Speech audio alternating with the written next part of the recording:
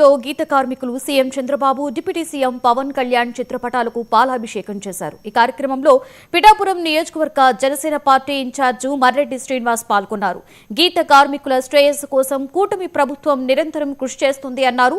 మద్యం పాలసీలో గీత కార్మికులకు 10% అమలు చేసి వారి ఆర్థిక అభివృద్ధికి తోడ్పడుతున్న కూటమి ప్రభుత్వానికి ధన్యవాదాలు తెలిపారు.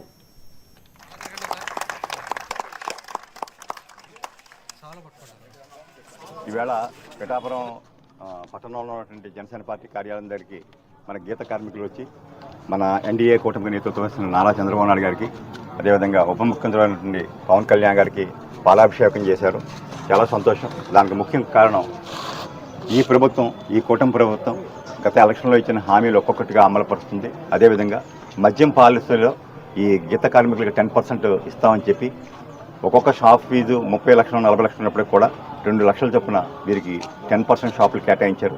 అదేవిధంగా నిన్న మొన్న వెలువడినటువంటి ఈ బార్ పాలసీలో కూడా వీరికి 10% రిజర్వ్ చేశారు.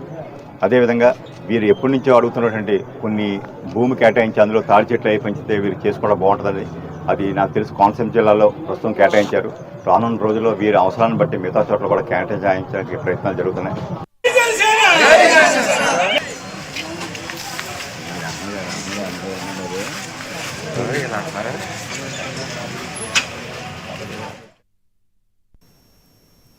ఢిల్లీలో